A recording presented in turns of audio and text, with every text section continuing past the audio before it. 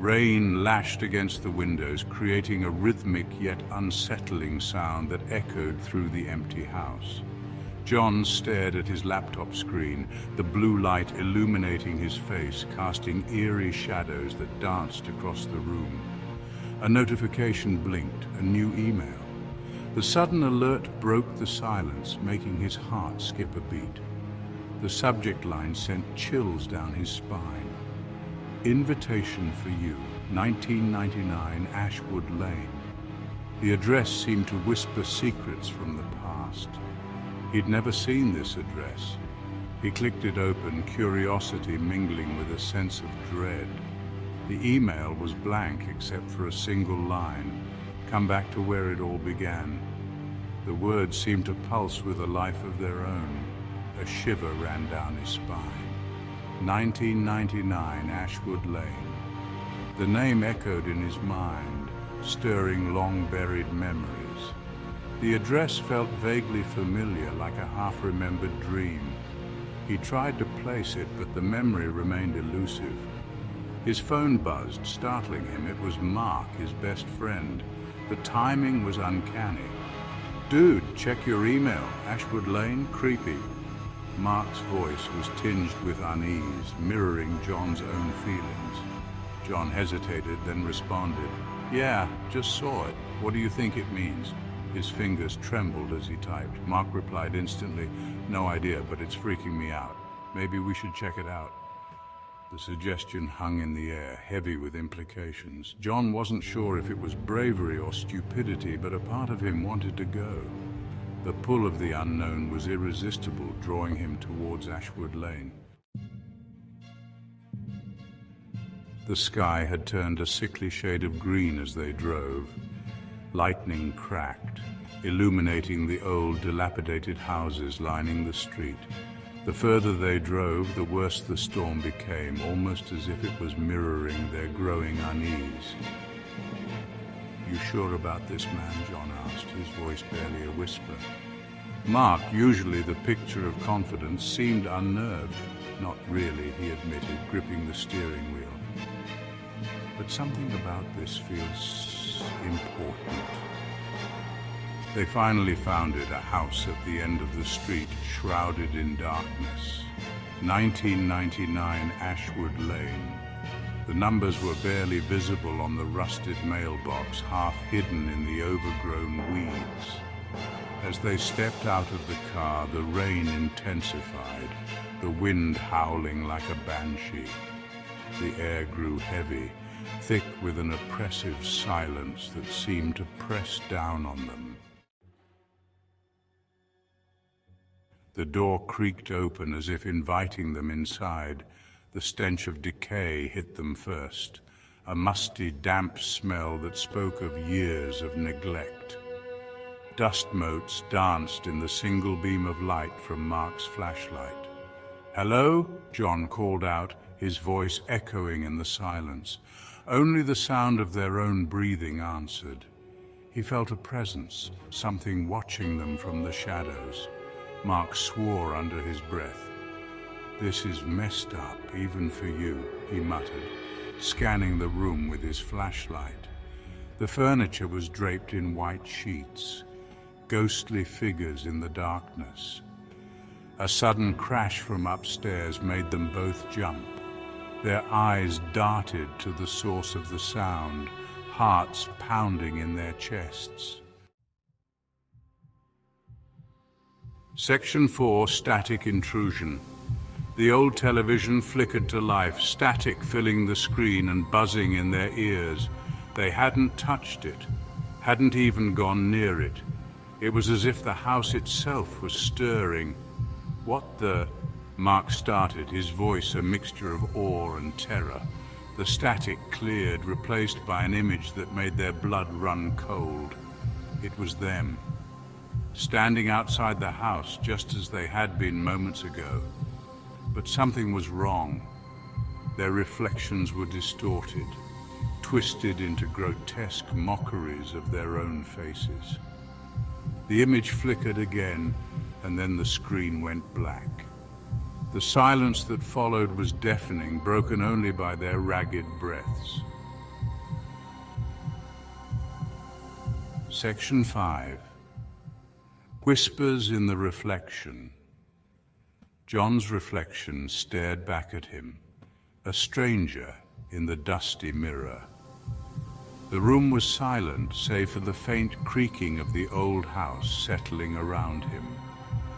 He felt a chill run down his spine as he continued to gaze into the mirror, feeling an inexplicable sense of dread. He could have sworn he saw it move, a subtle shift in its gaze, a flicker of something dark and hungry in its eyes.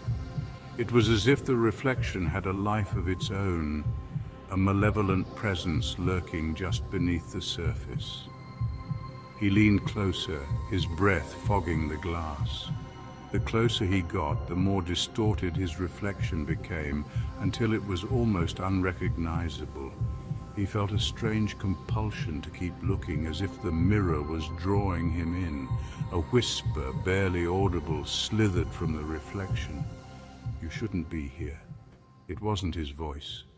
The words sent a shiver through him, and he felt a cold sweat break out on his forehead. It wasn't even a voice he recognized. It was low and raspy, filled with an ancient malice that made his skin crawl. He tried to convince himself it was just his imagination, but the fear gnawing at his gut told him otherwise.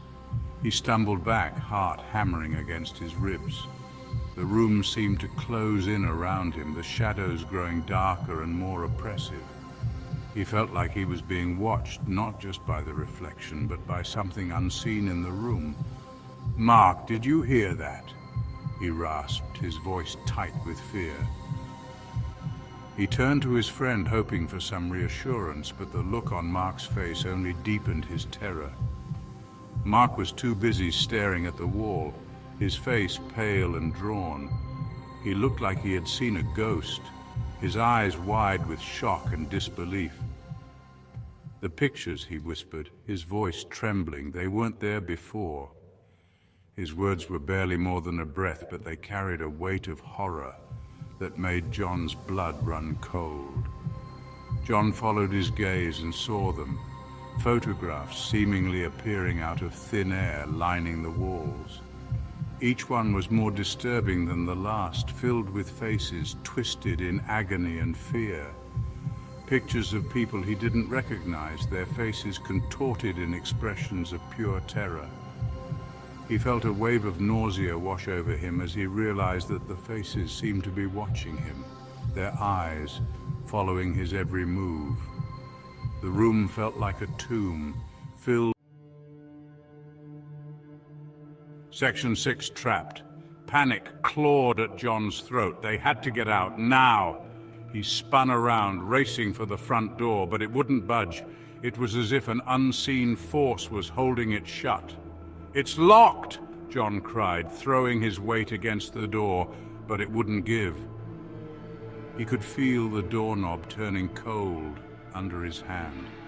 Mark was frantically searching for another way out, any way out, but every window was boarded shut, every exit sealed. They were trapped. Section 7. The entity reveals itself. The temperature plummeted. John's breath formed icy clouds in the air. The chill was unnatural, seeping into his bones, making him shiver uncontrollably.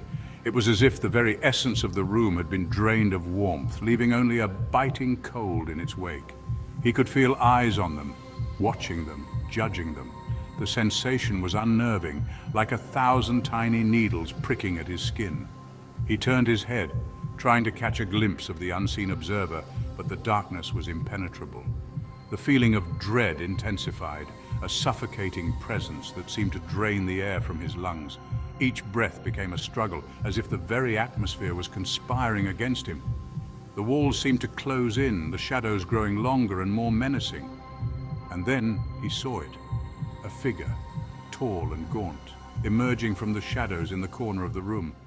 Its movements were slow, deliberate, as if savoring the moment. The figure's presence was overwhelming, a dark silhouette that seemed to absorb all light around it. Its eyes, two burning embers in the darkness, fixed on them, filled with a cold, malevolent intelligence. Those eyes seemed to pierce through John's very soul, reading his deepest fears and darkest secrets. They glowed with an eerie light, casting a sinister glow on the figure's face. John wanted to scream, to run, to do anything but stand there, frozen in terror. His mind raced, searching for a way out, but his body refused to move. It was as if he was trapped in a nightmare, unable to wake up, but his body wouldn't obey. He was rooted to the spot, paralyzed by fear. Every muscle was locked in place, his heart pounding in his chest like a drum. The terror was all-consuming, a black hole that swallowed all rational thought. The figure glided closer, its movements eerily silent. It was as if it was floating, defying the laws of physics. The closer it got, the more oppressive its presence became, a dark cloud that threatened to engulf John completely. It leaned in, its breath a cold whisper against John's ear. The sensation was like ice, sending shivers down his spine. The whisper was barely audible, yet it carried a weight of ancient malice, a promise of unspeakable horrors. "Welcome home," it hissed, its voice a chorus of whispers, ancient and full of malice. "We've been expecting you." The words echoed in John's mind, a sinister chant that seemed to reverberate through his very being. It was a greeting and a curse, a declaration of ownership. The last thing John saw before the darkness consumed him was the figure's grin, a grotesque, chilling mockery of a smile, and then only silence. The grin was a twisted parody of joy, a cruel reminder of the entity's power and malice. The silence of the grave. It was a silence that spoke of finality, of an end that was both inevitable and inescapable. The air was thick with the weight of unspoken words, of secrets buried deep within the earth. The whispers continued, fainter now, directed at you, the reader. You're next. They were a haunting reminder that the entity's reach extended beyond. If you enjoyed this chilling tale, don't forget to like and subscribe for more haunting stories. Stay safe and remember, the darkness is always watching.